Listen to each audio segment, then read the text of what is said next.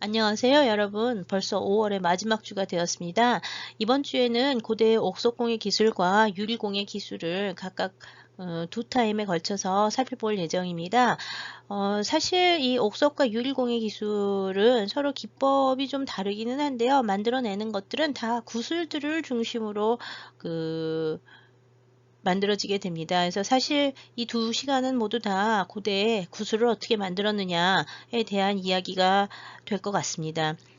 먼저 첫 시간인 이번 시간에는 옥석공예라고 이제 하고 여러 가지 이제 그 광물질을 다루어서 만드는 기술에 대해서 살펴볼 예정입니다.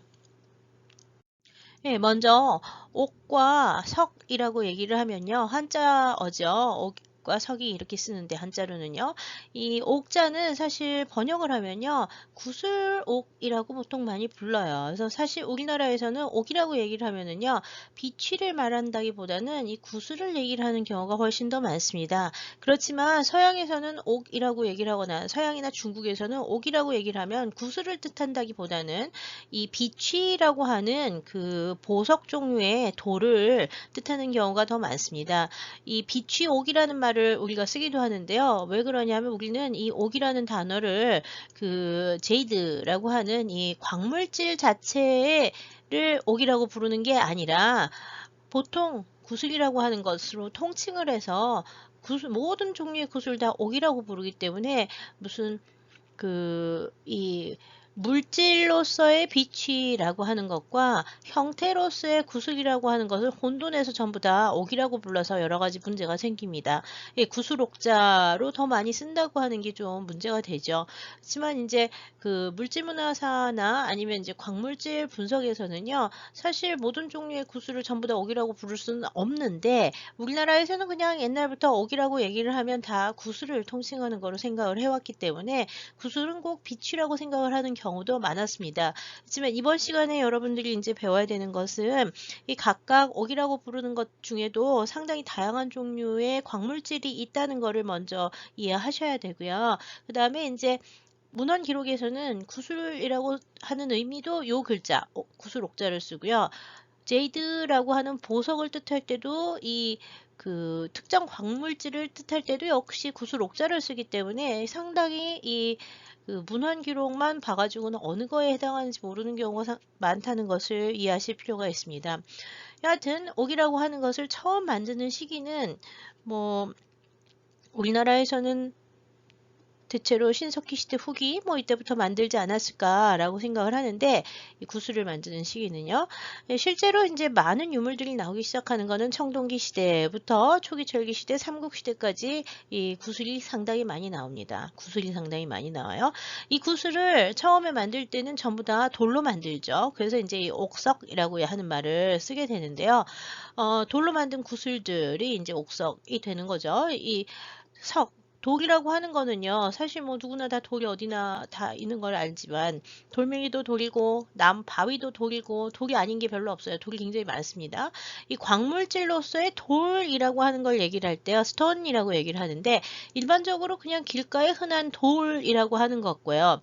그 다음에 이제 바위 덩어리로 돼 있어서 좀 더 이렇게 왜 자갈이나 이렇게 조그만 게 아니라 더 큰 덩어리로 돼 있는 락이라고 하는 것과, 그 다음에 이제 오어라고 하는 이거는 이제 그 광물질 중에서도 그 원래 그 땅속에서 나왔을 때 바로 있었던 탄광이라든지 뭐 아니면 뭐 구리광이라든지 그 광석광들을 말하는 거라서 좀 더 이제 큰 개념이 되는데요.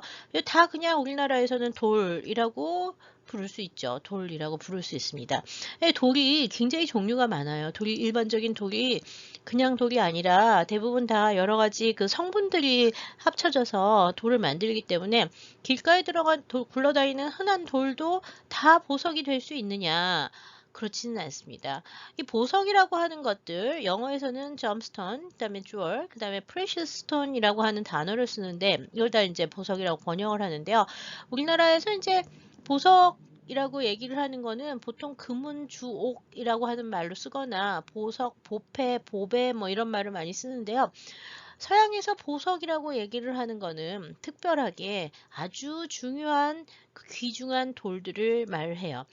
특히 이 보석이라고 하는 거는 여러 가지 광물질 중에서도 내구성, 1번 내구성, 그 다음에 희소성, 그 다음에 이제 아주 그 빛과 색이 좋은 아름다움을 가지고 있는 색과 그 빛이 아름다운 그 특징들을 가진 특별한 광물들을 보석이라고 부르는데요.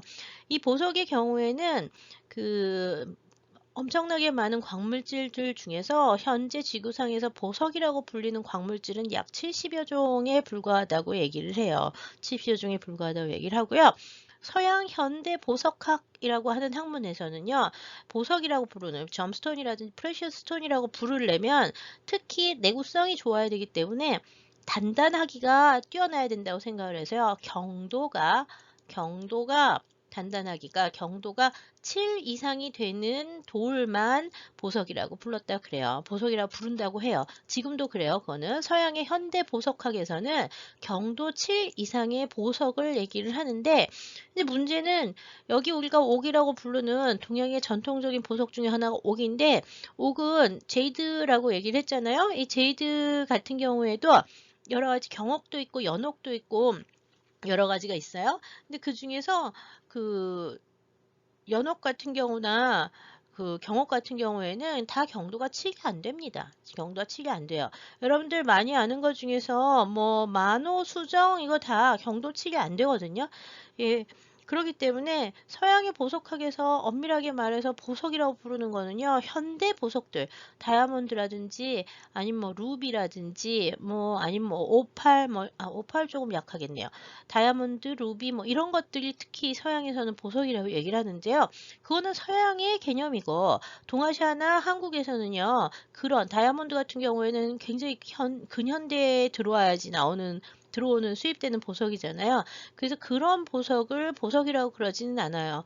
우리가 사용하는 보석들은 서양의 보석학 개념에서는 보통 세미 프레셔스 스톤이라고 해서 준보석 또는 다른 말로 반보석이라고 부르는데요. 우리나라에서는 그 서양 현대 보석학에서 보석이라고 부르는 게 아니라 준보석이라고 부르는 경도가 7 안 되는 좀 더 약한 보석들, 경도 좀 더 떨어지지만 우리나라에서는 희소성이 있다고 생각했던 것들을 보석이라고 불러왔어요. 그래서 서양에서의 보석학이랑 그다음에 동양에서 보석을 바라보는 거는 좀 의미가 많이 다르고요. 예, 그래서 이제 현대에는 특히 이제 보석 가게나 이런 데 가져가면 준보석이라는 말을 쓰는데요. 이 준보석이 보통 우리나라에서는 전통적인 보석으로 써왔던 것들이에요. 청동기 시대부터 우리나라에서 제일 중요하다고 생각했던 보석 중에 하나가 수정과 만호와 터키석인데요. 이 수정, 만호, 터키석 모두 다 그 서양 보석학 개념에서는 준보석에 들어갑니다. 자, 그리고 이제 여기 또 하나의 문제 중에 하나가 다시 잠깐만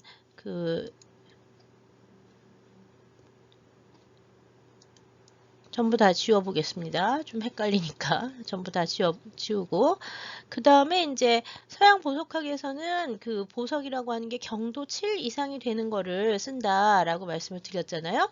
근데 이제 우리나라에서는 동양에서는 뭐 중국 같은 경우에는 제일 중요한 보석이 옥이라고 이제 많이 알려져 있었는데 옥 같은 경우에는 단순하게 한 가지 종류가 있는 게 아니라 옥도 여러 가지 종류가 있어요. 옥도 여러 가지 종류가 있는데 특히 비취라고 부르는 옥 같은 경우에는요. 크게 두 종류로 나누어집니다. 하나는 단단한 옥이다 해서 경옥이라는 말을 쓰고요. 그 다음에 좀 약한 옥이다 해서 연옥이라는 말을 써요. 그래서 이 경옥과 연옥은 그 광물질이 좀 차이가 있는데 이 경옥이 보통 제이드라고 부르는 거고요. 또는 그 제다이트라고 부르기도 해요. 제다이트 계통인데요. 이거는 이제 광물질로는 휘석에 해당하는 돌이라고 보시면 되고요. 그 다음에 연옥 같은 경우에는 네프라이트라고 부르는데 사실 신석기 시대부터 시작해서 제일 그 동아시아에서 많이 쓴 거는 이 네프라이트를 많이 씁니다. 연옥이라고 부르는 네프라이트를 많이 쓰고요. 네프라이트. 그 다음에 이 네프라이트는 실리카 계통이 이제 들어가는 그 성분이 주가 되는 각섬석 계통이 사실은 그 각섬석 계통이 에 가깝다고 생각하시면 돼요. 그래서 이 경옥과 연옥이라고 하는 그 광물질 두 종류가 있고요. 제이드는 보통 그 중국 같은 경우에는 왜 흰색 옥하고 백옥이라고 하는 백옥과 보통 제이드는 녹색, 청록색 빛이 나는 옥빛이라고 하면 청록빛이 나잖아요. 그래서 이제 그 초록색 빛깔이 나는 옥 종류하고 백색 빛깔이 나는 거하고 이 두 종류가 있는데, 이 옥들은 대부분 다 후기 구석기 시대부터 사용했었던 흔적들이 나오고 있고요. 우크라이나, 체코, 시베리아, 일본에서 다 구석기 시대에 그 주로 연옥들이 많긴 하지만 여하튼 이 옥 계통의 돌들이 이제 옥 계통의 돌들을 가공한 그 장신구나 도구 같은 것들이 나오고 있습니다. 우리나라에서 이제 보통 그 많이 나오는 수정, 만호, 그다음에 가끔 수입해서 들어오는 터키석 같은 이런 돌들은 보석이라고 우리가 흔하게 부르긴 하지만 경도가 7 이하라서 서양에서는 이거를 준보석이라고 부르고, 또 보석 가게 가지만 준보석이라고 부르는 경우도 많은데, 사실은 뭐 그냥 그런 구별 없이 모두 다 보석이란 말을 그냥 통용은 하고 있습니다. 그다음 우리가 보석이라고 부르는 것 중에서 또 진주 같은 게 있어요. 진주. 진주는 사실 보석이라고 우리가 부르기는 하는데 돌이 아니에요. 이거는 돌이 아니라 어디서 나오냐 하면 진주 조개가 만들어내는 유기물질이죠. 그래서 돌이 아니라서 사실은 보석에 돌자가 들어갈 수 없는데 그냥 우리가 다 진주를 보석의 일종이라고 부르죠. 그 다음에 이 진주처럼 사람들이 이제 보석이라고는 부르는데 돌이 아닌 그런 것들, 사실은 보패나 보배 또는 뭐 그런 이름들이 더 많을지는 모르겠는데, 여하튼 귀중하게 생각하는 물질 중에 진주, 그 다음에 호박, 엠버라고 부르는 호박이 있어요. 이 호박이라고 하는 거는 엠버, 먹는 호박이 아니라 엠버라고 부르는 광물질이라고 사람들이 착각은 하지만 호박은 광물질 역시 아니에요. 광물질이 아니에요. 이것도 뭐에 들어가냐면 유기물질에 들어갑니다. 자, 진주도 유기물질에 들어가고 호박도 유기물질에 들어가요. 호박은 어떻게 해서 만들어지냐 하면 그 나무에서 나오는 송진, 수지 같은 거 있잖아요. 송진이 나와서 굳어 있다가 그게 오랜 시간 그 땅 속에서 굳어가지고 그 화석화된 것 돼서 나오는 결정체가 호박이에요. 그 호박은 주성분이 뭐냐 하면 나무의 수지 성분입니다. 그 다음에 이제 우리나라 백제나 아니면 백제 고분이나 낙랑 고분에서 종종 출토가 되는 흑옥이라고 하는 물질이 있어요. 이 흑옥도 이름은 흑옥이라고 부르는데요. 실제로는 돌이 아니에요. 돌이 아니에요. 돌이 아니에요. 이 왜 돌이 아니냐 하면 흑옥은 아까 호박은 나무의 수지가 오랜 세월 굳어져서 그 화석화돼서 만들어진 결정체라 그랬잖아요. 이 흑옥은 나무 줄기 같은 그 나무가 땅 속에서 묻어서 일종의 석탄처럼 오랫동안 탄화가 되면서 결정화된 것이 흑옥이에요. 흑옥은 제트라고 부르는데요. 이 흑옥이나 호박 같은 경우에는 다 우리가 보석이라고는 부르지만 실제로는 돌은 아니에요. 광물질이 아닌 보석들이 지금 보는 것처럼 진주라든지 호박이라든지 흑옥, 그 다음에 이제 또 우리가 보석이라고 부르는데 보석이 전혀 아닌 것이 상아 있습니다. 상아는 코끼리의 이빨이죠. 코끼리 이빨이니까 역시 돌은 아닙니다. 유기물질이에요. 그런데 이것도 우리가 보석이라고 하는데 포함을 시키는 경우가 많습니다. 그 다음에 이제 우리나라 전통 공예에서 보석은 아니지만 굉장히 중요하게 많이 쓰이는 게 그 나전하고 그 다음에 데모라고 하는 게 있는데요. 나전과 데모. 이 나전은 전복 껍데기 또는 조개 껍데기 들어가는 거고요. 데모는 어디서 만들어지냐면 이거는 바다거북이의 등껍질에서 나오는 게 그 데모예요. 바다거북이의 등껍질 데모거든요. 그래서 이 바다거북이의 등껍질이니까 역시 이것도 돌이 아니에요. 그런데 이거를 보패 또는 보배라고 부르면서 굉장히 중요한 금은 주옥하고 같이 쓰는 보배에 들어가거나 보석에 포함을 시켜서 얘기를 하는데요. 지금 보다시피 이 옥이라는 단어하고 보석이라는 단어가 실제로 그 원래 개념들 또는 현대의 서양 사람들이 쓰는 개념들하고 맞지 않게 동양에서는 그냥 애중간하게 그 구하기 힘들고 귀한 그런 물건들, 또 뭐 구슬이라든지 장식을 만들 때 쓰는 중요한 재료들을 돌이 아님에도 불구하고 다 보석의 범주에 넣어서 이야기를 하는 경우가 많아요. 여하튼 진주, 상아, 호박, 흑옥, 대모, 나전 같은 경우에는 유기물질 계통의 보석류에 들어간다고 얘기를 하지만 실제로는 이것도 역시 준보석에 들어가는 거죠. 돌이 아니에요. 스톤이 아니라는 거, 돌이 아니라는 거를 좀 기억하실 필요가 있습니다. 그래서 범주를 할 때 이런 거 다 껍데기잖아요. 나전도 그 껍데기고, 대모도 거북이 껍데기고, 이거는 이빨이고, 이거는 이제 그 진주개 안에서 나오는 이물질이고 하다 보니까 이거를 그냥 보패라는 말로 부르기도 하는데요. 호박이나 흑옥 같은 경우에는 이 보패에 들어가는 것도 아니라서 범주가 좀 애매하긴 합니다. 서양에서는 이것들이 다 그냥 뭐 주얼 정도로 들어갈 것 같은데, 주얼 하면은 이거 다 들어가긴 하죠.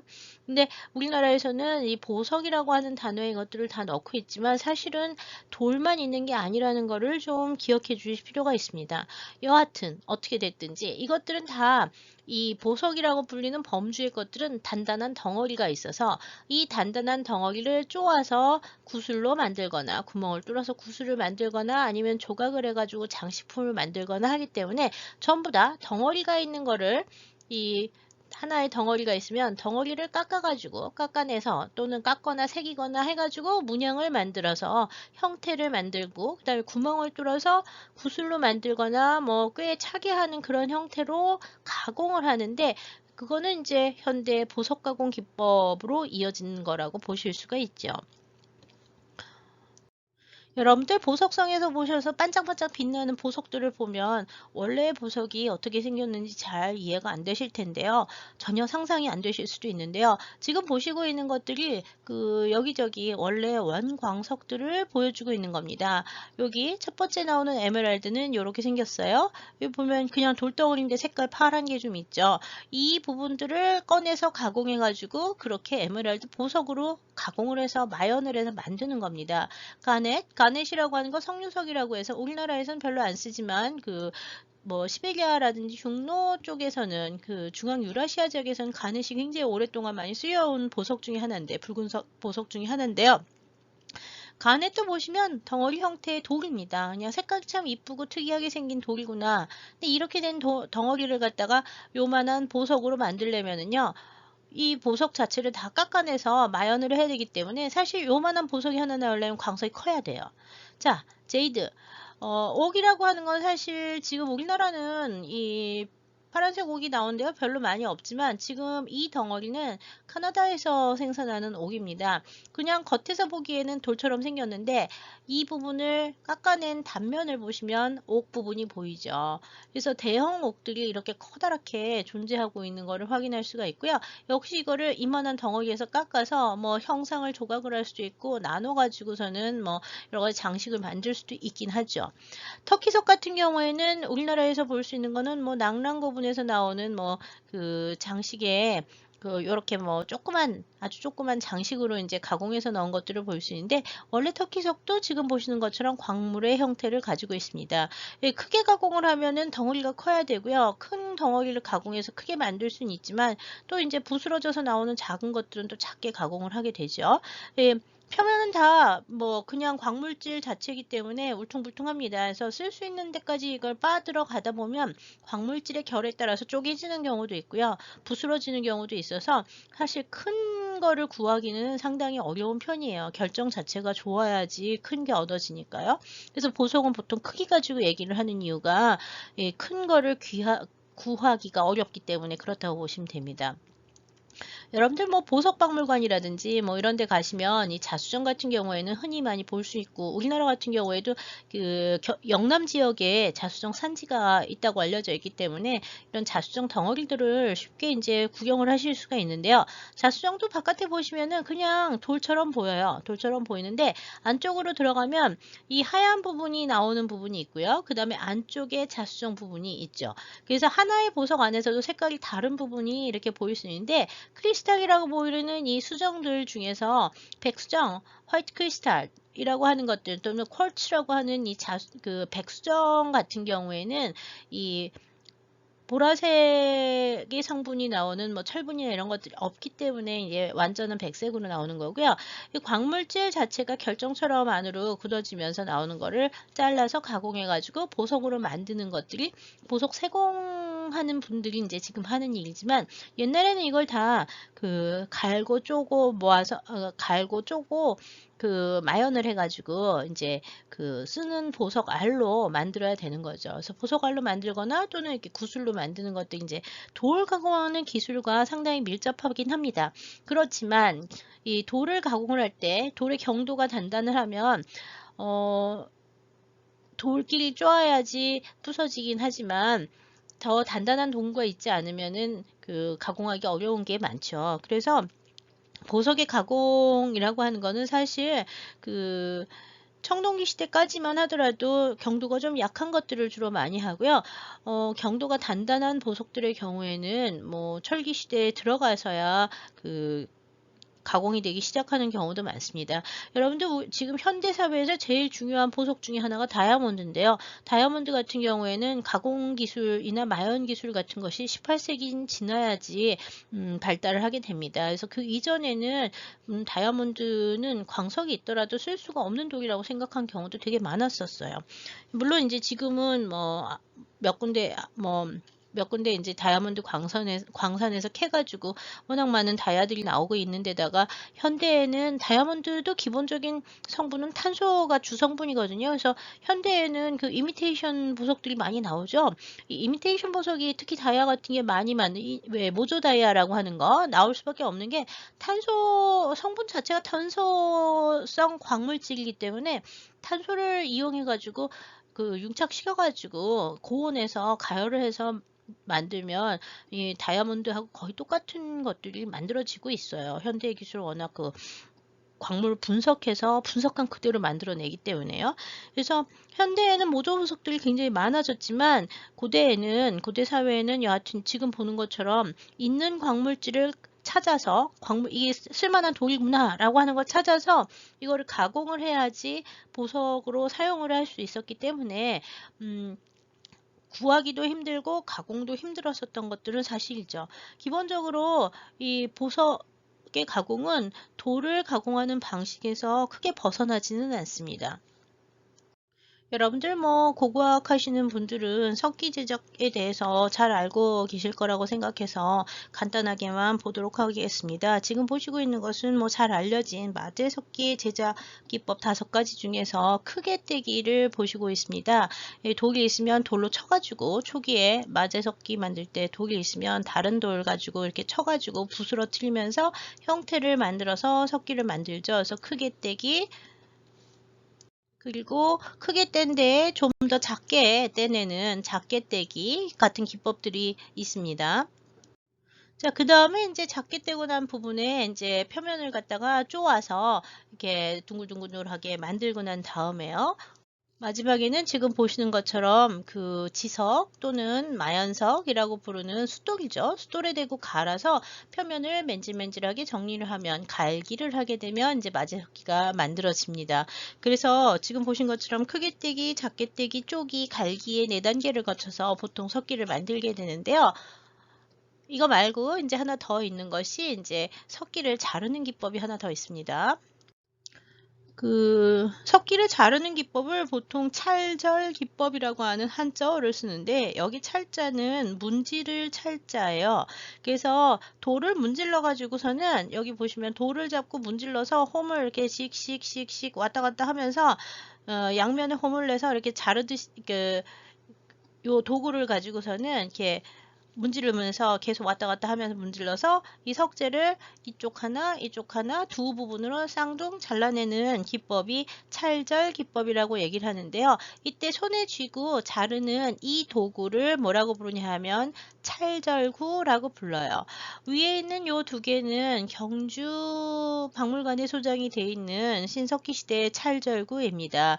요 찰절구들은 대부분 위쪽은 손에 잡기 쉽게 약간 납작해지고요.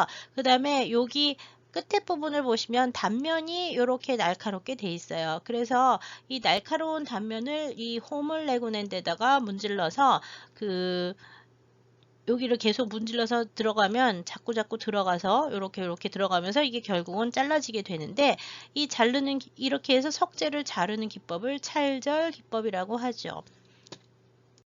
역시 경주박물관에 소장되어 있는 이 석기에 보시면은요, 여기 찰절 기법의 흔적과 여기는 좀 더 깊은 찰절 흔이 보이고 있어서요, 석기를 잘라내고 있었는데 완전히 다 잘라지지 않은 이렇게 찰절 흔이 있는 석기 같은 것들이 이제 가끔 유적에서 발견이 되기는 합니다. 이러한 기법들을 이용해 가지고 석기를 제작을 하던 것들이 그대로 이제 신석기 시대부터 장신구를 제작하는데, 석재 장신구를 제작하는데 또는 도구를 제작하는데 사용이 되었죠. 현재 우리나라에서 발견된 가장 오래된 옥기는 기원전 5700년경 전후에 오산리 시지구 최하층 문화권에서 출토된 그 석재 장식 같은 것들이 있다고는 하는데요. 대체로 기원전 5000년 정도의 유적에서부터 옥재 유물들, 특히 이제 장신구 같은 것들이 이제 발견되기 시작했습니다. 이 신석기 시대의 우리나라의 옥기들 중에서 가장 좀 널리 알려진 것이 지금 보시는 고성 문암리 유적에서 출토된 옥재 결상이식인데요. 색깔이 약간 그 푸른색을 띠고 있는 옥으로 만들었고요. 그 다음에 이제 그 여기 보시면 이렇게 홈이 있어가지고 이렇게 둥그렇게 파냈는데요. 아마 머리 부분에서 토각묘 유적의 머리 부분에서 한 쌍으로 출토가 됐기 때문에 이 옥재 결상 이식이라고 하는 거는 아마 귀걸이로 사용이 되었었던 것이랄 거라고 추정을 하고 있어요. 이 결상 이식이라고 부르는 거는 이렇게 생긴 형태를 중국에서 결이라고 부르는 옥기로 보는데요. 이런 형태를 따라서 두껍게 생긴 그 귀걸이의 용도로 사용되던 옥기들을 결을 닮은 뭐 형태의 귀걸이다 해서 결상이식이라고 부르는데요. 고성 문암리 이외에도 여러 곳에서 이제 출토가 됐고요. 현재 나온 그 결상이식들, 신석기 시대의 결상이식들 중에서 가장 크다고 알려진 거는 사천 선진리에서 출토된 이 결상이식이 있습니다. 이 사천 선진리에서 출토된 결상이식은 약 지름이 최대 4cm에서 4.4cm 정도 되고요. 얘는 지금 4cm 정도니까 이게 조금 더 큰 거죠. 좀 더 크고, 그다음에 특이한 거는 요 가운데 부분에, 측면의 가운데 보시면 이렇게 홈을 이렇게 쳐가지고 홈을 여기다가 내고 있는데, 이렇게 된 거는 지금 선진리에서 출토된 것이 거의 유일하다고 볼 수 있습니다. 이런 석기를 만들 이 결상이식이 나오는 유적들, 신석기 시대에는 옥으로 된 장신구만 나오는 것이 아니라 지금 오른쪽에서 보시는 것처럼 가끔 그 구멍을 뚫은 그 장신구들이 나오는데요. 통영 연대도에서 출토된 신석기 시대의 골재발치는 남성이 착용한 것으로 나왔고요. 여기 보이는 이 하나하나의 이것들은 돌이 아니라 짐승의 이빨로 알려져 있습니다. 그 다음에 이제 이 유적들에서는 뭐 패천 같은 것들이 같이 나오는 경우도 많고, 조개의 팔찌죠. 패천 같은 게 같이 나오는 경우도 많고요. 흑요석을 가공한 돌을, 이게 석재 도구들이 이제 함께 나오기도 해서요. 이런 것들이 이제 공구 같은 것으로 사용되었을 가능성들도 이제 얘기가 되고 있죠. 그래서 지금 신석기 시대에 이미 이제 돌을 가공해서 만드는 이런 돌 중에서도 특히 옥을 가공해서 만들어지는 그런 예들이 이제 나오고 있는데요. 우리나라에서는 이 결상이식이라고 하는 것이 이렇게 예가 많지는 않은 편이고, 이런 형태가 이제 어디에서 왔는지에 대해서 여러 가지 논란이 좀 많기는 합니다. 어떻게 썼는지에 대해서도 논란이 되게 많기는 했는데요. 보통 중국 쪽하고 연결을 시켜서 많이 이해해 왔습니다. 네, 지금 보시고 있는 것이 이제 기원전 6000년에서 기원전 한 4000년 사이에 중국의 이제 뭐 흑룡화 문화라든지 사해 문화라든지 홍산 문화에서 나오는 각종 옥기들을 보시고 있는데요.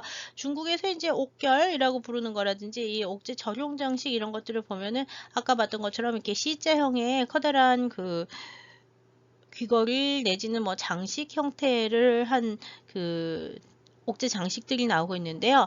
뭐 중국에서야 뭐 신석기 시대 옥기가 뭐 여러 지역에서 많이 만들어지고요. 옥의 형태도 굉장히 다양하게 만들어지고 있습니다. 특히 이 홍사 문화에서 나오는 이 절용 같은 경우에는 용 모양을 하고 여 가운데 구멍을 뚫어놨는데요. 크기가 상당히 커서 그 귀걸이가 아니고요. 그 다음에 이제 출토되는 위치가 가슴 부위에서 나오는 경우가 많아서 펜던트 같은 것으로 썼을 거라고 추정을 해요.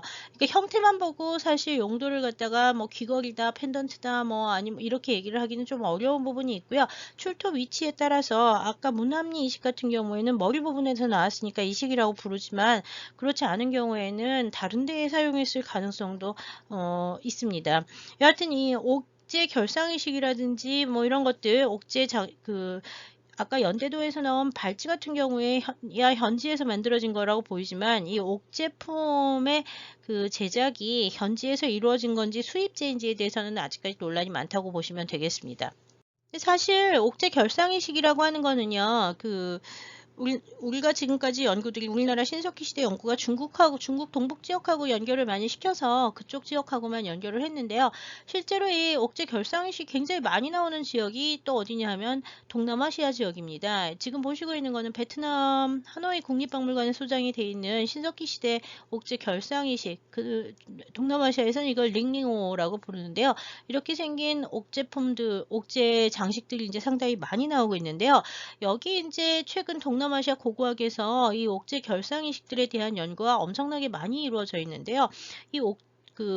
동남아시아 전역에서 대부분이 옥제 결상이식이 나오고 있어요. 이렇게 생긴 크기도 보통 센치는 한 3cm에서 4cm, 뭐 조금 작으면 2.5cm 정도 되는 것도 있는데 큰 거는 한 6cm까지 가는 것들도 있는데요. 이것들이 나오는 지역은 보통 그 동남아시아 해안가 지역의 유적에서는 신석기 시대부터 초기 철기 시대까지 거의 다 나오고 있고요. 굉장히 오랜 기간 동안 아주 널리 만들어졌었고요. 옥의 성분들을 분석도 굉장히 많이 했는데요. 옥 성분을 분석을 해보면 전부 옥의 산지가 대만의 펑티엔이라고 하는 지역이었다고 얘기를 해요. 이 대만산 옥이라고 하는 게 동남아시아 전역으로 이제 퍼졌다고 얘기를 하고 있는데요. 지금 보시고 있는 것 중에서 왼쪽에 있는 거는 옥기의 그 원석부터 시작을 해서 가공을 해가지고 자르기도 하고요. 그 다음에 둥글게 마연도 하고요. 잘라낸 흔적도 보이죠. 그래서 이렇게 둥글게 잘라내고 여기는 보면은 가운데를 잘라내고 남은 거를 볼 수가 있는데요. 이게 다 뭘 만든 거냐 하면 이 결상인식을 만들었던 흔적들입니다. 그러니까 공방인데요.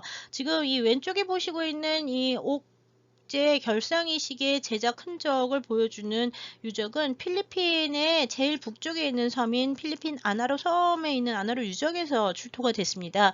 역시 신석기 시대부터 신석기 시대의 유적이라고 알려져 있고요. 아나라 유적 같은 경우에는 지금 보는 것처럼 옥의 원석부터 시작을 해서 지금 가공을 하는 흔적들이 쭉 많이 만들어지고요.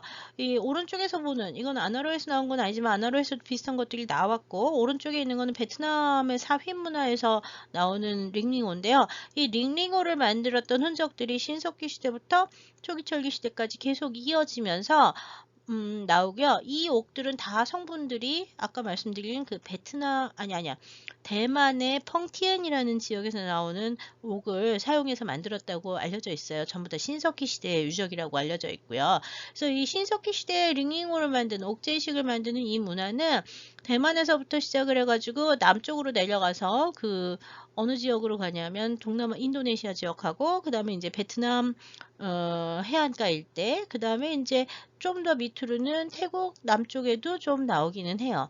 그래서 대만에서부터 필리핀과 인도네시아, 그 다음에 이제 베트남으로 이루어지는 해로를 따라서 신석기 시대에 이 옥제 장신구를 만드는 문화와 옥 교류 같은 것들이 있었다는 것이 이제 최근 동남아시아 고고학계에서 워낙 많이 이루어졌는데요. 흥미로운 거는 이 링링오라고 하는 이게 동남아에서 링링오라고 부르고 우리나라에서 이건 결상이식이라고 부르는데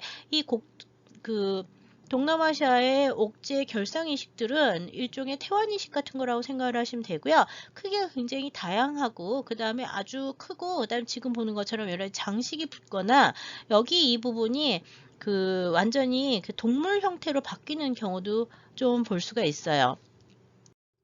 네, 지금 보시고 있는 거는 베트남의 그 사회문화권에서 출토된 기원전 500년경에 유적에서 출토된 두개골인데요. 이 두개골의 여기 이빨 보이시죠? 그리고 여기 귀 부분인데 귀 부분에 이 옥 역시 대만산 펑티앤 옥을 이용해서 만든 그 여기 보면 이 윗부분이 이제 귀걸이 형태를 하고 있죠. 링링호의 귀걸이 형태를 하고 있는데요. 양쪽으로 조각이 달려서 여기는 동물 모양이 양쪽 머리에 달렸어요. 그래서 보통 그 동물형 귀걸이라고도 부르는데 이런 옥제 이식들이 신석기 시대부터 시작을 해서 사회문화권 들어가는 기원전 한 500년경 그 다음에 그 이후에는 금속기가 들어가면서 이 형태가 유리나 금속기로 변화하게 돼서 언제까지 이어지냐면 9년대까지 이어지게 됩니다. 그래서 굉장히 오랜 전통을 가지면서 이 대형의 옥제 태환 이식을 하던 그 풍습들이 동남아 지역에 널리 퍼져 있었던 걸 알 수가 있는데요.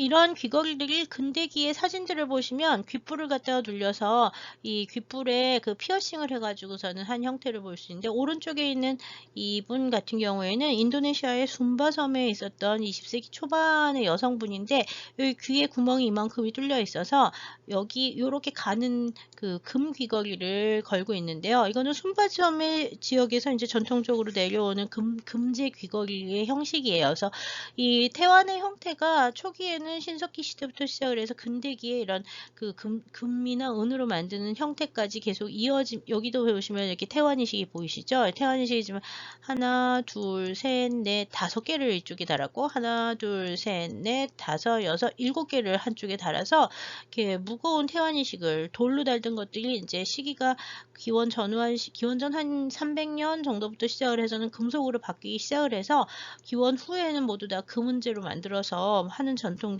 이어지는 것을 볼 수가 있습니다. 동남아시아 지역의 특징이라고 할 수 있죠. 대만산 옥과 이 결상이식의 그 전파에 대해서는 그 북쪽으로 우리는 왔는지 안 왔는지에 대한 여러 가지 논란이 지금 있습니다. 동남아시아 쪽을 연구하는 학자들은 한반도 남부 지역까지 아마 이 전통이 왔을 거라고 추정을 하고 있는데요. 한반도 남부 지역의 연구자들은 모두 다 중국 동북 지역과의 관계만 관심이 있기 때문에 아직 이 부분에 대한 연구는 좀 미진하다고 할 수 있습니다. 중국의 기록인 삼국지 위지에 의하면 한반도 남부의 사만 사람들은 옥을 귀하게 여겨서 옷에 옥을 매달거나 또는 귀나 목에 걸고 치장을 한다는 기록을 남기고 있습니다. 그래서 금은주옥이 아니라 옥 구슬을 굉장히 중요하고 귀하게 여겼다는 기록들이 이제 중국 측에 남아 있는데요. 우리나라 한반도 남부 지역은 사실 청동기 시대부터 시작을 해서 초기 철기 시대까지 계속 수많은 구슬들이 만들어지고 그 다음에 생산되고 그 다음에 이제 실제로 유적에서도 가장 많이 출토되는 것들이 이 구슬들입니다.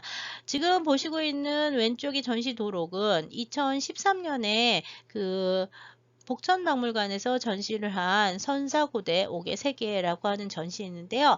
이 전시에서는 아마 우리나라에서 출토된 한반도 남부 지역에서 출토된 고대의 각종 구슬에 대한 거의 모든 것들을 모아놓은 굉장히 훌륭한 전시였고 그 다음에 전시 도록이라고 볼 수 있습니다.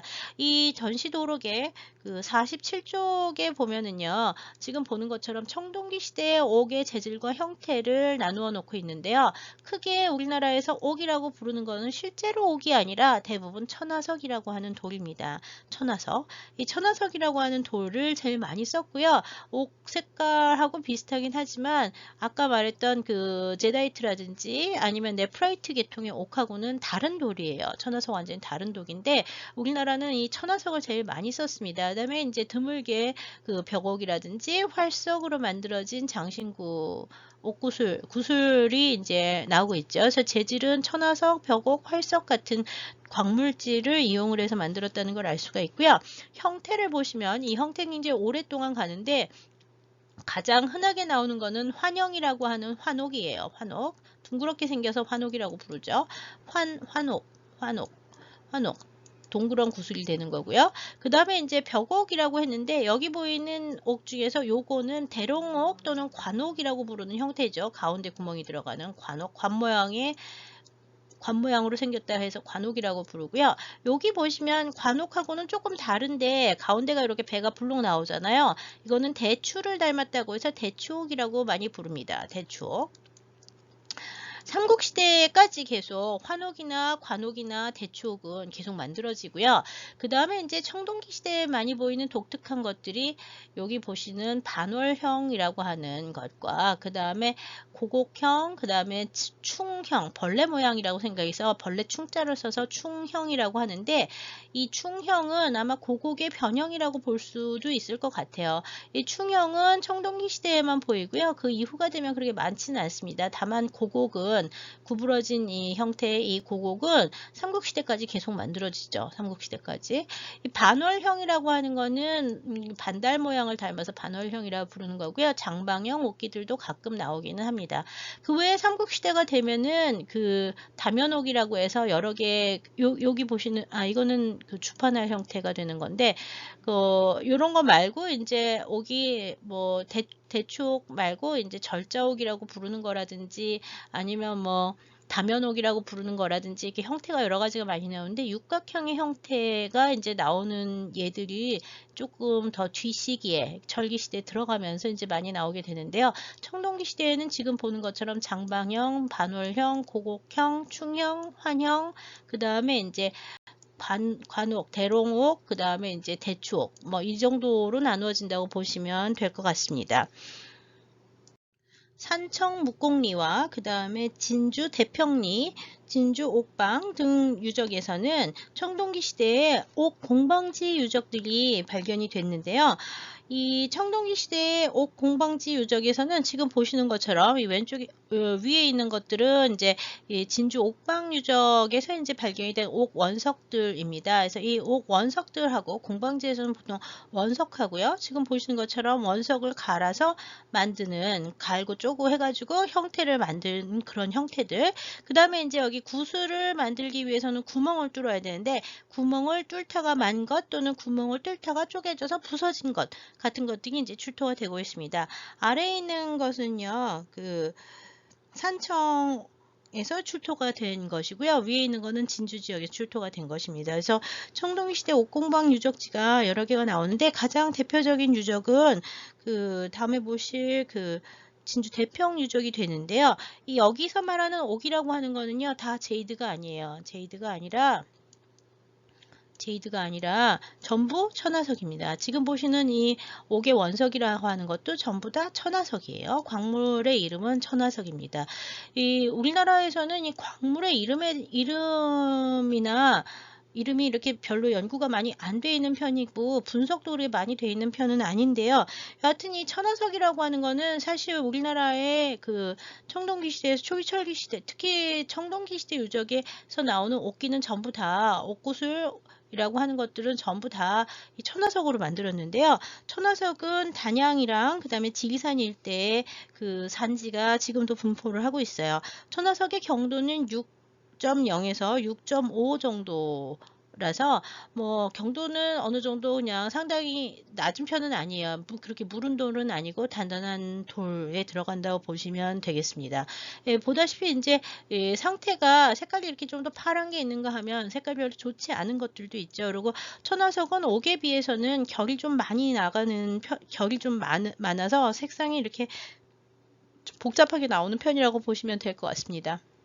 네, 경상남도 진주의 대평 유적에서는 지금 보시는 것처럼 옥광석의 형태가 있고요.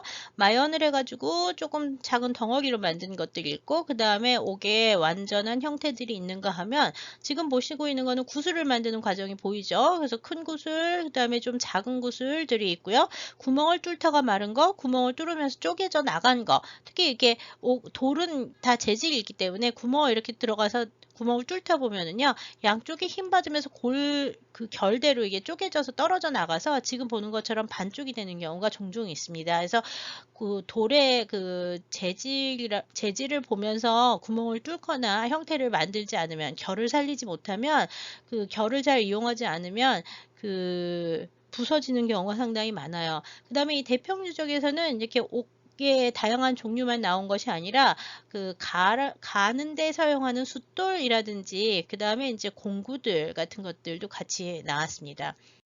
특히 여러 곳에 이제 옥 공방지에서 나오는 거 보면 이 청동기 시대에는 천공을 할 때 구멍을 뚫을 때 쓰는 송곳들을 갖다가 돌을 갈아서 썼고요.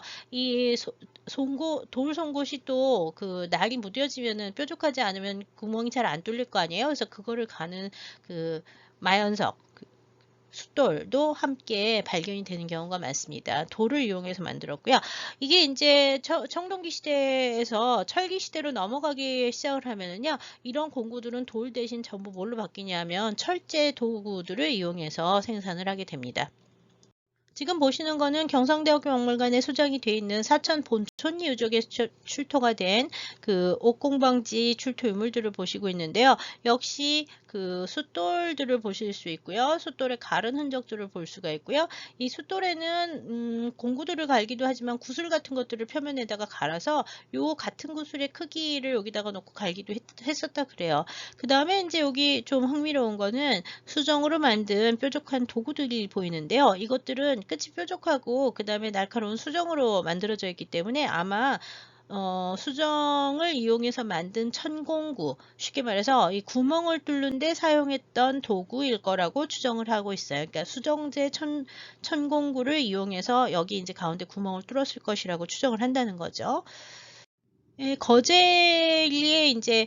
거제도의 아주동 지성묘 같은 경우에는 석재장신구들이 여러 점이 나왔는데 지금 보시고 있는 관옥 종류라든지 환옥 종류라든지 그 다음에 이제 반월옥 같은 것들이 이제 보이죠? 여기 대추옥 같은 것도 있는데 구멍들이 상당히 잘 뚫어져 있고 그 다음에 표면 마연이 잘 되어 있습니다. 예, 청동기 시대에는 이렇게 아까 보신 것처럼 천화석 이외에 벽옥이라는 광물질을 이용해서 지금 장신구를 제작했었던 것을 확인할 수가 있죠.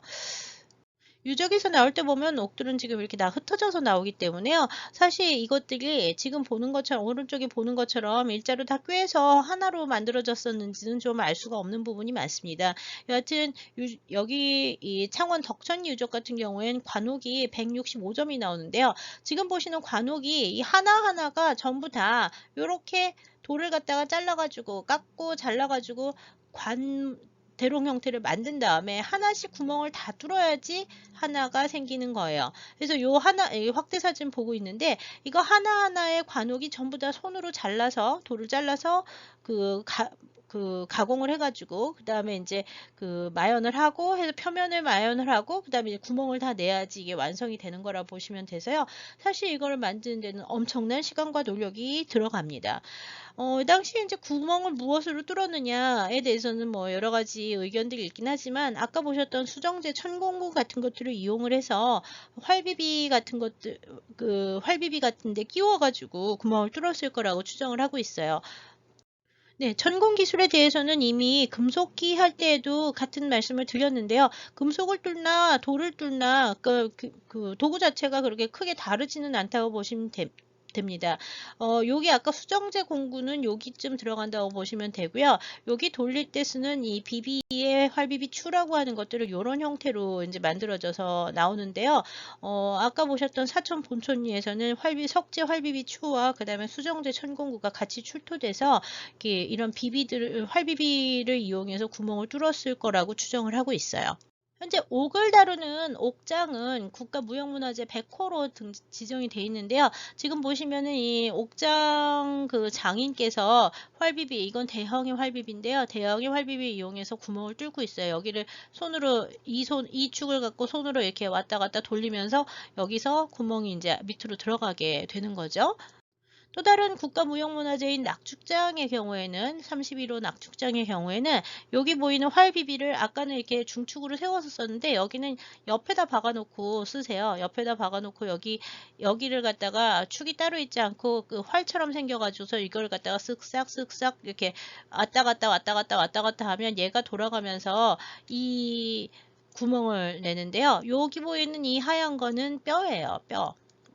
우각판 같은 골각판인데 뼈를 가지고 만든 소뼈 가지고 만든 판인데 그 장식판을 갖다가 이렇게 구멍을 뚫을 때 비비를 사용하고 있습니다.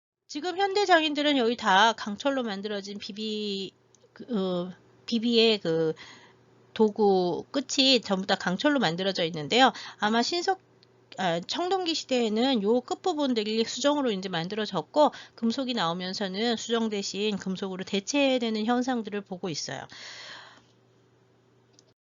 네, 청동기 시대에 이제 뭐 관옥이라든지 지금 보시는 그 고곡이라든지 이런 것들은 석관묘 같은 데에서 일괄적으로 함께 출토가 되는 경우가 많고요. 만들기가 워낙 힘들고 어려운 것이기 때문에 누구나 다 이것을 가졌다고 보기는 어렵고 수량이나 종류나 마연 기술 같은 것들은 역시 갖고 있는 사람, 소지자의 사회적 위기에 따라서 위세품으로 활용이 됐었던 것이라고 추정이 됩니다. 청동기에서 철기 시대로 넘어가면서 구슬의 재질은 천화석과 벼곡만 있는 것이 아니라 훨씬 더 다양해지게 되는데요. 특히 가장 중요한 것은 철기 시대가 되면 유리를 제작하기 시작을 해요. 유리 구슬이 철기 시대가 되면 나오고요. 그 다음에 이제 초기 철기 시대 부터는 수정도 사용을 하게 됩니다. 수정도. 그래서 그 철기 시대로 넘어가는 기원 전후한 시기 정도부터는 유리나 수정이나 그 다음에 이제 호박, 만호 이런 것들, 호박, 만호 이런 것들이 이제 사용되기 시작을 하는데요. 이 초기 철기 시대 유적이라고도 하고 또는 사만 시대 유적이라고도 하고 또는 원삼국 시대 유적이라고 하는 그 유적들에서는 청동기 시대하고는 달리 유리, 수정, 호박, 만호 같은 것들을 이제 사용하게 하는데요. 이 시기에 그 한반도 남부 지역이나 한반도 북부 지역에서 모두 다 이제 이런 각종 유리 구슬들이 상당히 다양하게 이제 사용이 되는데 이것들이 다 어디서 원산지가 어디고 그 다음에 제작지가 어딘지에 대해서는 아직까지 좀 모호한 알지 못하는 부분이 많고 논란도 많습니다. 초기 철기 시대, 원삼국 시대 라고 하는 기원 전후한 시기 정도부터 이제 한반도 남부 지역에서도 각종 구슬들이 상당히 많이 나오긴 하지만 일단 정확한 편년을 할 수 있는 유적들은 평양의 낙랑 유적들이라고 할 수 있습니다. 이 낙랑 유적들에서 나오는 각종 구슬들은 아직까지 연구가 이렇게 많이 되어 있지는 않고 또 이제 북한에서 발굴을 한 유물들은 사진으로만 알려져 있는 경우가 많은데요. 여기 보시면 유리구슬에다가 금을 입힌 금방 유리구슬이라든지 지금 이 파란 것들은 전부 다 유리구슬이고요. 여기 빨간 것들은 만호라고 많이 알려져 있는데 만호는 조금 이따 다시 좀 더 설명을 하겠습니다. 만호 종류가 있고요. 그 다음에 여기 5점 있는 거는 평양 서감리 9호분에서 출토가 되는데 그 중에서 요거는 만호 계통이라고 얘기를 하는데요. 이 만호하고 이 만호하고는 완전히 다른 종류의 만호죠. 그러니까 만호는 백만호도 있고 정만호도 있고 홍만호도 있고 굉장히 많아요. 그래서 만호 굉장히 다르고요. 영어에서도 이 만호 같은 경우에는 아게이트 지금 여기 보이는 거는 칼세도니 계통이고요. 그 다음에 이제 요런 색깔로만 돼 있는 백만호 계통은 이제 아게이트라는 말을 쓰고요. 여기 보이는 이 빨간 구슬들 같은 경우에는 이 커넬리안 계통의 만호가 많아요. 커넬리안 계통이 이제 좀 많이 있고요. 커넬리안은 사실 만호라기보다는 홍옥수라고 부르는 건데 그런 종류의 구슬들이 막 섞여 있어서 이 성분에 대해서 좀 성분이 아니라 광물질의 광물질의 종류에 대해서는 아직까지 좀 미진한 부분이 많습니다. 이 서감리 9호분에서 지금 보시는 요 사자형 구슬이라고 하는 요 두 개는요, 만호하고 비슷하게 보이는 색깔로 보이지만 만호가 아니에요. 이건 만호가 아니고 이 두 개는 뭐냐 하면 호박이에요.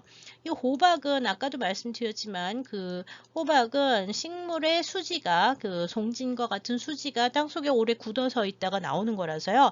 외국에서는 이 호박이라고 하는 게 굉장히 귀한 보석 중에 하나로 알려져 있고요. 특히 최근에는 이 호박 안에 여러 가지 그런 얘기 들어본 적 있으신지 모르겠는데 왜 보석 안에 모기 같은 게 있어서 DNA를 채취를 해서 또는 공룡에 뭐가 있어서 DNA를 채취하고 이런 얘기를 하는데 그게 다 뭐냐 하면 호박에서 나오는 거예요. 이 호박은 식물성 그러니까 송진이 이렇게 이렇게 흘러서 넘치다가 이 굳는 과정에서 만약에 여기 모기가 들어가거나 동물이 들어가 있으면 그 같은 째로 다 굳거든요. 그래서 이 호박은 안에 이 이상한 DNA, 동물의 DNA를 가지고 있는 경우도 많이 있어서 호박은 자체도 중요하지만 그 안에 있는 자연과학적인 측면 연구 때문에도 굉장히 중요하다 그러는데 호박의 산지가 사실 동남아시아에 그렇게 많지는 아니 그 동아시아 전체 호박의 산지가 이렇게 많지는 않아요. 지금 낙랑유적이라고 얘기를 하면 주로 이제 한대가 되는데 한나라 때 호박이 나오는 지역은 중국의 운남성 이남 지역에서만 나온다 그래요. 현재로 치면 미얀마 북부 지역에 해당합니다. 여하튼 이 운남성 북부 지역 또는 미얀마 일대에서 생산되었을 거라고 추정되는 호박으로 만들어진 그 장신구가 현재 낙랑유적에서 지금 출토된 게 있고요. 이 밑에 있는 이 구슬들 요것들을 보시면 이거는 정백동 지역에서 나왔는데 여기 보시면 여기 까만색에 이렇게 갈색 이렇게 섞인 게 있는데 이거는 보석처럼 보이지만 보석이 아니에요. 이건 뭐냐 하면 대모입니다. 이 대모는 어디서 나오냐 하면 바다거북이의 등껍질에서 나오는 거기 때문에 이 바다거북은 주로 열대 바다거북에서 나오는 거기 때문에요. 역시 우리나라의 조선시대 기록이나 그 이전 기록들 보면은 우리나라의 경우에는 데모가 거의 나오지 않고요. 그 제주도를 통해서만 데모를 가져올 수 있다 그러거든요. 그러니까 이거는 아열대 기후에서 자라는 그 바다거북이의 등껍질을 이용해서 만드는 거기 때문에 이 데모 같은 것들이 나온다고 하는 것은요. 낙랑 지역이 아마 일찍부터 동남아 지역이나 아니면은 적어도 이 오키나와 이남 지역과 교류를 했었을 가능성을 보여주는 것이라고 할 수 있습니다. 네, 지금 보시고 있는 게 서감리 9호분의 호박재 사자형 유리 구슬 2개를 봤고요. 맨 왼쪽에 있는 거 역시 서감리에서 나왔는데 이건 유리로 만들어진 양 모양의 구슬이에요. 현재 이것들하고 제일 비슷한 형태의 것은 중국 광동성 하포 지역에서 나오는 그 구슬들을 볼 수가 있는데요. 요거는 터키석을 조각해서 만들었고요. 이건 유리로 녹여서 만들었어요. 이게 형태는 비슷할지 모르지만 제작 기법은 좀 다르고요. 그 다음에 이 하포에서 나오는 이 호박은 색깔이 조금씩 다른데 호박은 사실 그 수지의 성분이나 뭐 이런 굵기나 이런 거에 따라서 이렇게 붉은색이 좀 더 많은 게 있는가 하면 이렇게 좀 더 탁하고 지저분한 얘들도 많이 있습니다. 지금 낙랑에서 나온 이 커넬리안 계통의 보석으로 만들어진 동물형 장식들은 역시 이 광동성의 하포 지역에서 나오는 얘들이 있고요. 그 다음에 이제 제일 많이 나오는 지역은 말레이 반도 가운데에 있는 크라이스트무스 지역이라고 하는 유적들에서 나오는데요. 태국 남부 지역이에요. 태국 남부 지역에 카오삼키오나 까오색이나 아니면 까오맹 동굴 같은 데서 이제 이 까오삼케오 같은 경우에는 프랑스 학자들이 발굴을 했는데요. 왼쪽에 보시면은 여기 석기 공방지도 같이 나오고 있어요. 여기가 아까 보셨던 칼소르니 계통의 만호들이 이제 여기 보이고 있고요. 이거는 이제 가공하지 않은 만호들이 있어서 이 우리가 만호라고 부르지만 사실 이거는 만호가 아니라 홍옥수, 커넬리안이라고 하는 홍옥수 계통인데 이 홍옥수 계통의 원석들, 그 다음에 이게 만호라고 부르는 거예요. 이게 이제 만호들이 여기 이런 거 만호인데 백만호, 뭐 흑만호 뭐 이런 것들인데 이 칼세돈이라든지 그다음에 카넬리안이라고 하는 이 보석들을 이용해서 만드는 것들이 아마 해안가를 타고서는 광동성 하포 그다음에 올라가면서 이쪽 지역까지 올라와서 낙랑으로 왔었던 거로 추정이 되고 있고요.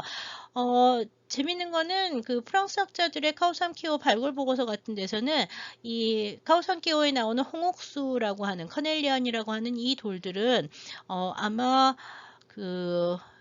서인도 지역에 이쪽 잘푸르나 뭐 이쪽 지역에서 이제 나오는 인도 북부 지역에서 만들어진 인도 북부 지역 산의 커넬리언들이 동남아시아로 오고 그 다음에 이것이 이제 하포로 갔을 것이다라고 얘기를 해서요. 기원전 2세기 BC 2세기에 이미 해양을 통해서 이런 보석들이 보석의 원석들이 이용을 했었다고 보고 있고요.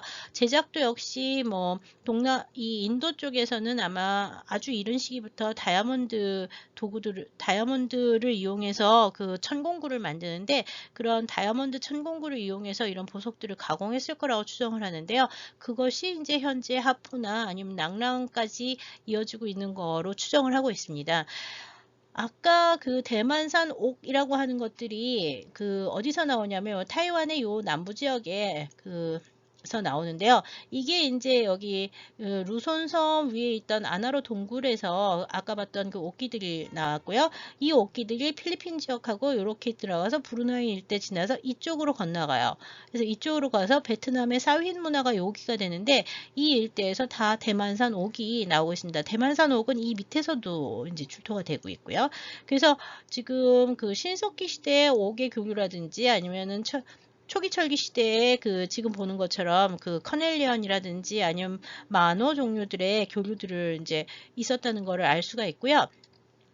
그 다음에 지금 또 하나의 문제가 되는 거는 지금 보시고 있는 그 호박 종류인데요.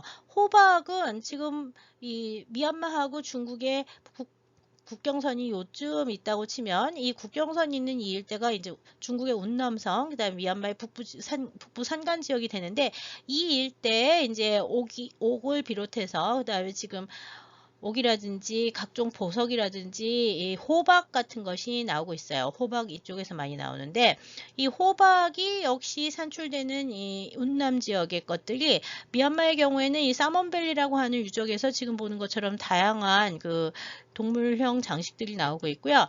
그 다음에 이제 역시 하포에서 그것들이 나오고 있어서 이거는 해안을 통해서 한 것인지 아니면은 그 육로를 통해서 온 건지는 잘 모르지만 하포에서 만들어진 것들이 역시 그 해안을 타고 낙랑까지 이어졌을 가능성이 그 제시되고 있습니다.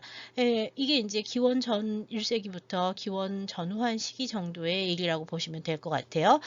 한반도 남부 지역의 이 일대에서는 전부 다 동물형 장식은 안 나오지만 그 구슬은 상당히 많이 나오죠. 특히 호박이라든지 아니면은 만호 같은 것들은 이 일대에서 좀 많이 나오는데요. 만호는 국내에 산지가 있는지 없는지에 대해서 여러 가지 논란이 있습니다. 한반도 남부 지역에서는 뭐 사만시대라고 하는 시기부터 시작을 해서 뭐 기원전 1세기부터 기원 후 한 3, 4세기까지 엄청나게 많은 종류의 구슬들이 나오고 있는데요. 보통 유리구슬이 제일 많이 나와요. 지금 위에 보는 파란색들이 다 유리구슬인데 이제 보석을 가공하는 그 석기 가공 기법이라고 하는 깎고 쪼고 뭐 이렇게 장식을 해서 만드는 기법으로 만들어진 얘들은 주로 다 이제 수정이라든지 여기 보이는 만호라든지 뭐 이런 것들 여기 이것도 이제 수정이 되죠.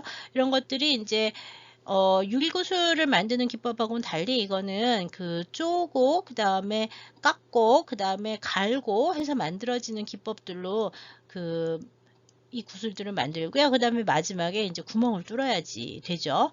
유리는 만드는 방식이 다른데요. 유리에 대해서는 다른 시간에 살펴보도록 하겠습니다. 지금 보시고 있는 거는 양동이 235호에서 나왔고요. 수정과 만호와 유리, 그 다음에 여기 보이는 이 파란색은 유리처럼 보이지만 유리질 석재 광물질을 이용한 거예요. 그래서 그 유리질 광물질까지 포함을 해서 다양한 종류의 그 구슬들이 다양한 광물질을 이용해서 만들어지고 있음을 알 수가 있고요.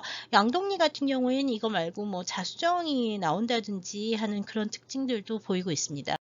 지금 보시고 있는 게 다 양동이에서 나온 특히 이제 수정을 이용해서 만든 백수정 이용해가지고 만드는 구슬들을 보시고 있는데 이건 전부 다 깎아서 만드는 거라고 보시면 돼요. 그래서 큰 구슬들이 나올수록 큰 것들이 나올수록 이제 만들기도 힘들고 광물도 굉장히 귀하다는 걸 알 수가 있고요.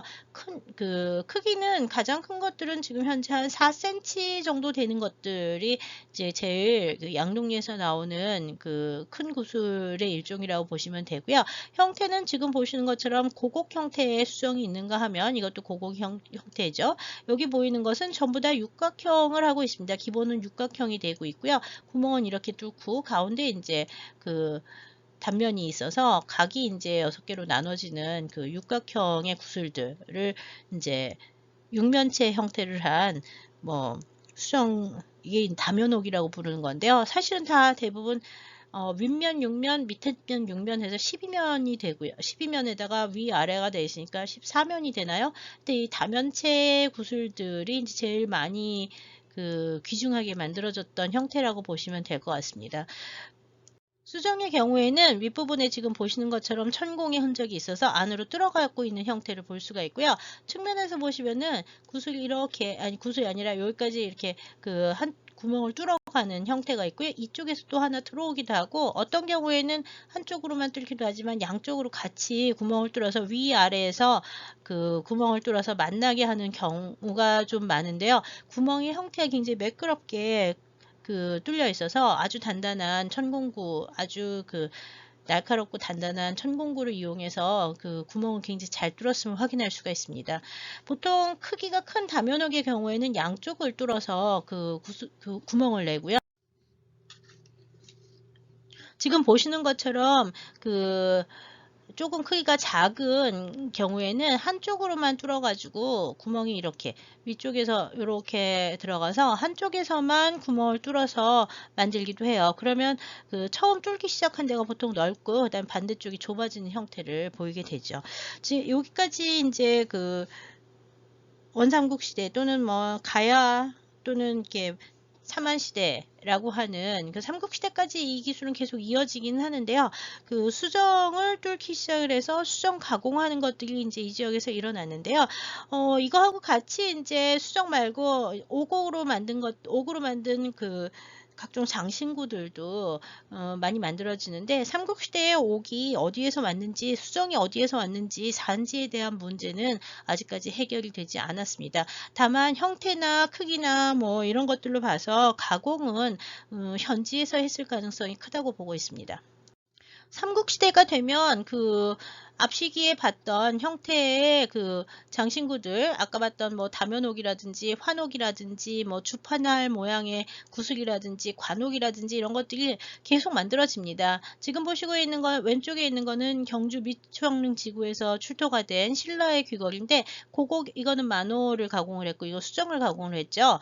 이거는 이제 벽옥 계통인 것 같아요. 위에 파란색은 전부 다 유리를 사용한 것입니다. 가운데 있는 거는 상감유리 구슬인데 이거는 아마 수입제일 거라고 보고 있는데요. 이 수입제인 상감유리 구슬을 제외하고 나머지는 전부 다 현지에서 제작했을 거라고 보고 있는데요. 뭐 크기나 형태나 이런 것들은 좀 바뀌긴 했지만 앞시대인 뭐 삼한시대 나 아니면 더 올라가는 청동기 시대 구슬들하고도 뭐 구슬이 그렇게 크게 바뀐다고 보기는 어렵습니다. 새로운 재질로 들어오는 삼국시대의 새로운 재질로 나오는 게 이제 이 흑옥이라고 하는 것이 있는데요. Z라고도 영어로는 Z라고 부르는 이 흑옥이라고 하는 거는 주로 백제 지역에서 중점적으로 나오고 있습니다. 오른쪽 위에 보시고 있는 이 무령왕릉에서 출토된 사자형 구슬은 아까 낭랑에서 보던 사자형 구슬들의 계보로 있는 거라고 추정을 하긴 하는데요. 이거는 흑옥을 이용해서 만들었고요.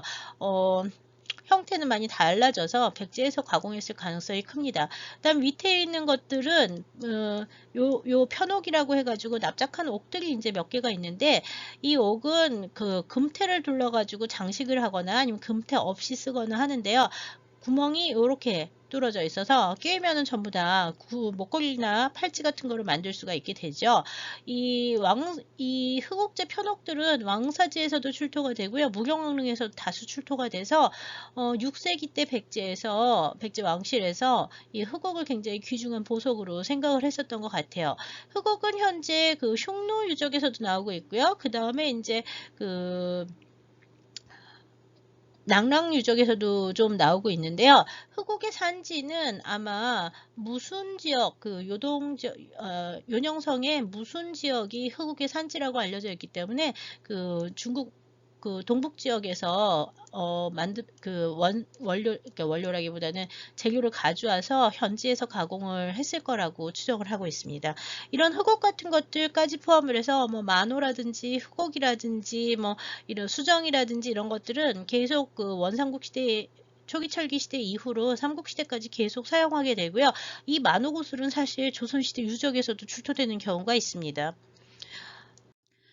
백제의 경우에는 익산 미륵사지와 그다음에 부여 왕흥사지에서 사기장엄구의 공양품으로서 각종 전통적인 구슬들이 상당히 많이 나왔는데요. 그 중에서 특히 주목되는 것은 왕사지 사기장엄구에서는 지금 보다시피 수정이라든지 만호, 그 다음에 각종 유리구슬, 그 다음에 고곡 같은 것들이 나왔고요.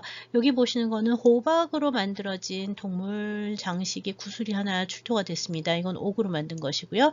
그래서 만호, 호박, 아니 자, 만호, 호박, 그 다음에 이제 옥, 그 다음에 이제 수정, 그 다음에 여기 보시는 것은 한나라 때 옥기라고 생각이 되는데 옛날 중국 옥기를 갖다가 가공해서 재활용해가지고 만든 그 장식이 이제 출토가 됐고요. 흑옥이 역시 왕사지에서도 나왔습니다. 그래서 이 지금 보시고 있는 것도 역시 만호 종류고요. 그래서 만호나 수정 이런 것들이 왕흥사지에서 577년에 왕흥사지 유적에서 이제 그런 다양한 구슬들이 모아져서 공양구로 나왔고요. 밑에 있는 것은 그 백제 익산의 미륵사지에서 나왔는데 여기서 처음으로 새로 나온 것이 이제 진주구슬입니다.